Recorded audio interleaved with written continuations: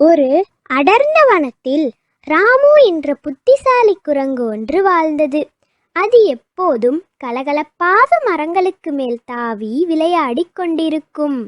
அதே காட்டில் வசந்த் என்ற ஒரு நரியும் இருந்தது. வசந்த் நரிக்கு எல்லாவற்றிலும் சுயநலமான குணம். எந்த பொருளையும் மற்றவர்களுடன் பகிர்ந்து கொள்ளவே பிடிக்காது. ஒரு நாள் ராமுக்குரங்கு மரத்தின் உச்சியில் பழுத்து தொங்கும் ஒரு பெரிய மாம்பழ கூட்டத்தை கண்டது. அதை கீழே கொண்டு வர அதற்கு உதவி தேவைப்பட்டது. அந்த நேரம் வசந்த் நரி அந்த வழியாக வந்தது. ராமுக்குரங்கு நரியை பார்த்து, நண்பா வசந்த், இந்த மாம்பழ கூட்டத்தை கீழே கொண்டு வர எனக்கு நீ உதவி செய்தால் நாம் இருவரும் இதை சமமாக பிரித்து கொள்ளலாம் என்று கேட்டது.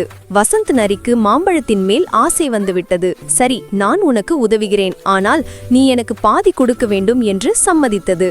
ராமுவும் மகிழ்ந்து கண்டிப்பாக கொடுக்கிறேன் என்று உறுதியளித்தது. இருவரும் சேர்ந்து கஷ்டப்பட்டு மாம்பழங்களை வெற்றிகரமாக கீழே கொண்டு வந்து சேர்த்தனர். மாம்பழங்களை பிரிக்கும் நேரம் வந்தது. பேராசையால் உந்தப்பட்ட வசந்த் நரி அதிக மாம்பழங்களை தனக்காக எடுத்துக்கொண்டு ராமு குரங்குக்கு மிக குறைவான பழங்களையே கொடுத்தது. ராமு குரங்கு சிறிதும் கோபமடையாமல் சிரித்து கொண்டே, நண்பா வசந்த், நீ எனக்கு குறைவாக கொடுத்தாலும் பரவாயில்லை, ஆனால் உன் பேராசையால் நீ ஒரு முக்கியமான விஷயத்தை மறந்துவிட்டாய் என்றது. நரி குழப்பத்துடன், என்ன விஷயம் என்று கேட்டது. ராமு குரங்கு பதில் சொல்ல தொடங்கியது. இந்த மாம்பழ கூட்டத்தில் ஒரே ஒரு பழம் மட்டும் அழுகி போயிருந்தது. அதை நான் உனக்கு கொடுக்காமல் எனக்காக வைத்துக் கொண்டேன். ஏனென்றால் நான் உனக்கு கொடுத்த நல்ல பழத்தை நீ முழுமையாக அனுபவிக்க வேண்டும் என்று நினைத்தேன். நீயோ உன் பேராசையால் நல்லதையும் கெட்டதையும் சேர்த்து எடுத்துக்கொண்டாய். பேராசைக்காரர்களுக்கு எல்லா இடத்திலும் நஷ்டம்தான்.